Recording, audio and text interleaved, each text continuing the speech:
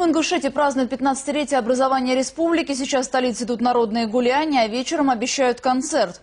К празднику подготовились сотрудники органов внутренних дел. На всех дорогах и постах республики выставлены усиленные посты милиции. В небе над прилегающими населенными пунктами периодически пролетают вертолеты.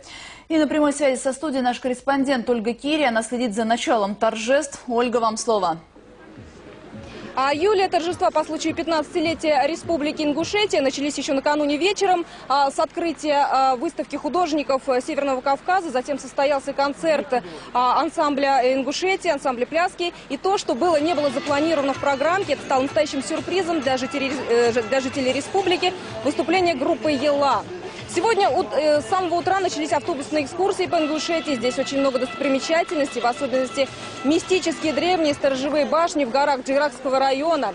В республику прибыло очень много гостей со всех России. Праздник отмечается с большим размахом. 15 лет – это хоть и подростковый возраст, но в то же время уже достаточно большой срок, чтобы подводить некоторые итоги.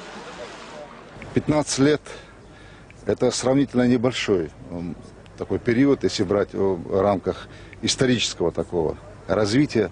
Но это то время, когда многое удалось, когда произошла переоценка ценностей. И еще раз мы убедились в том, что в составе российского государства, имея свою государственность, более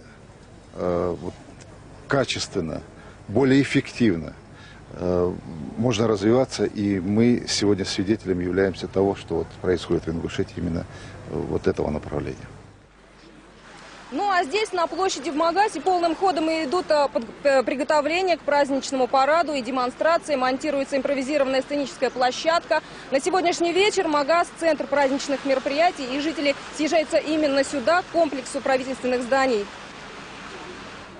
Сегодняшний Ингушетии развивается очень большие строительственные, очень большой сельскохозяйственность, образование, вся положение, вся государство, тот, который нужно, все Ингушетии сегодня есть. Мы все очень рады этому солнечному дню, этому красивому городу. Мы, когда сюда въезжали в Магас, нас переполняло всех чувство радости, что вот все-таки у нас такая красивая, молодая, самая молодая столица из всех российских столиц.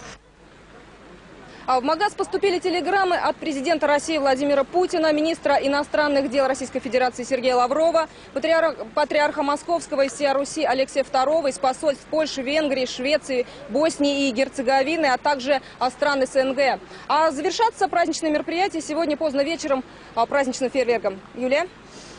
Спасибо, Ольга. Наш корреспондент Ольга Кири о начале торжеств по случаю 15-летия со дня образования Ингушетии.